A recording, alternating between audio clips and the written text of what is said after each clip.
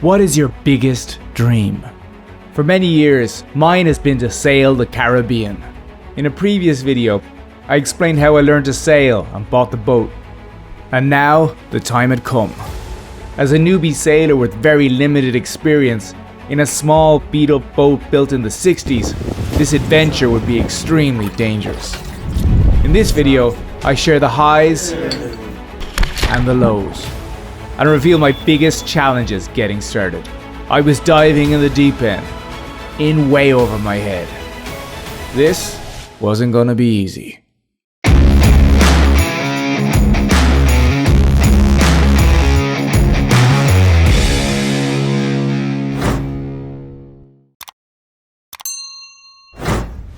This is the Caribbean. The Greater Antilles host the larger islands, the countries of which I've already explored. Now, all that remained were those of the Lesser Antilles, home to the Leeward and Windward Islands. With 8 nations and 9 territories jam-packed together, and no island more than a day's sail away, there is no better region better suited to exploration by sea. I bought my boat here, in Grenada, and I'd already visited the awkwardly placed nations of Barbados and Trinidad and Tobago on previous trips to make my route simpler. Now I was pulled in only one direction, north.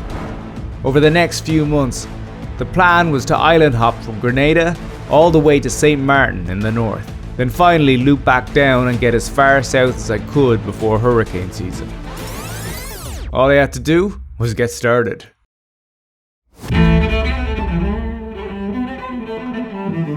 My last day in the office finally came. I was free. So it's the night before I fly off to sail the Caribbean. It's time to pack.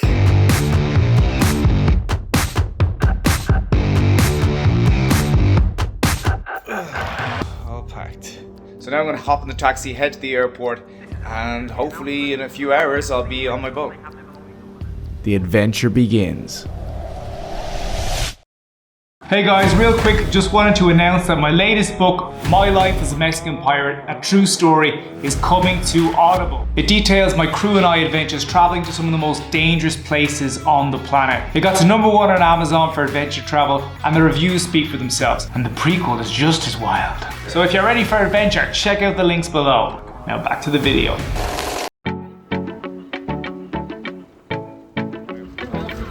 Heading to the boat now. Alright. So, home, sweet home for the next few months. This is gonna be cozy. So I thought I'd take a break from being a pirate for a day and just sit on land.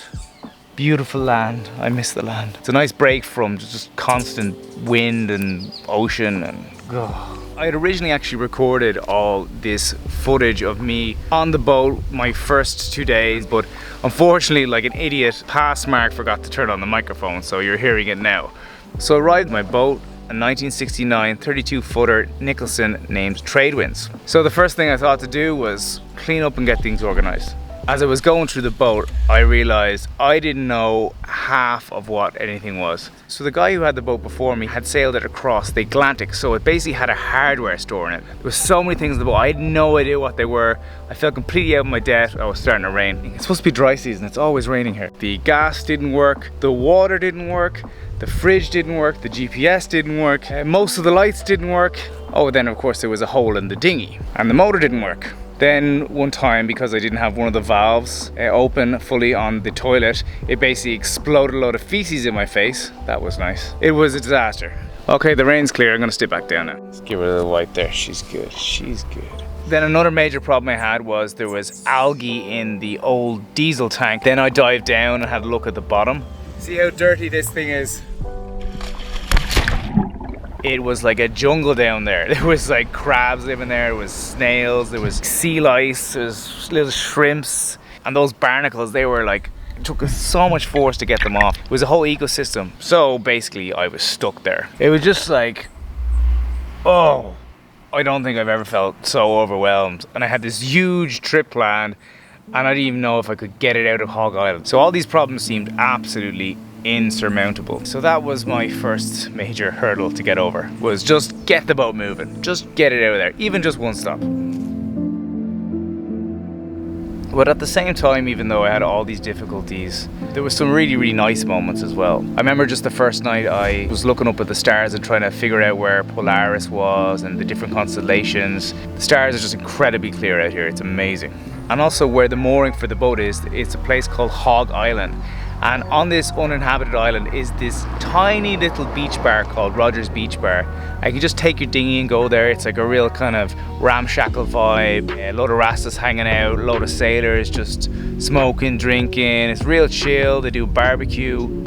It was one of the coolest places I think I've ever hung out. And that was just at my doorstep. And one thing I really love about Grenada is there actually is a brewery there as well, a craft beer brewery called West Indies Brewery.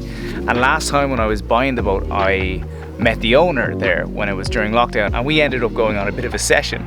Now it was completely closed then, but when I went back, oh my God, it was insane. I'm talking lasers, everybody dancing on tables, smoke machines. It was like a nightclub. So that was cool. Morning. So anyway, after a few days of solitude, the time came to welcome my very first guests / crew members, which were my mom and dad. So they would join me for the first month of the trip. Woo! I got them to take a week-long sailing course, a competent crew course before they arrived, so they had a bit of an understanding about how boats work and they could give me a hand. Hello guys! Hey! Hey Dad. So I get on the dinghy, I pick up my mom first because there's a lot of bags. Is it that little dinghy there? Yeah, it's the smallest one. And you want to see her reaction when she got on the boat. I don't think she was expecting it to be so cramped and old.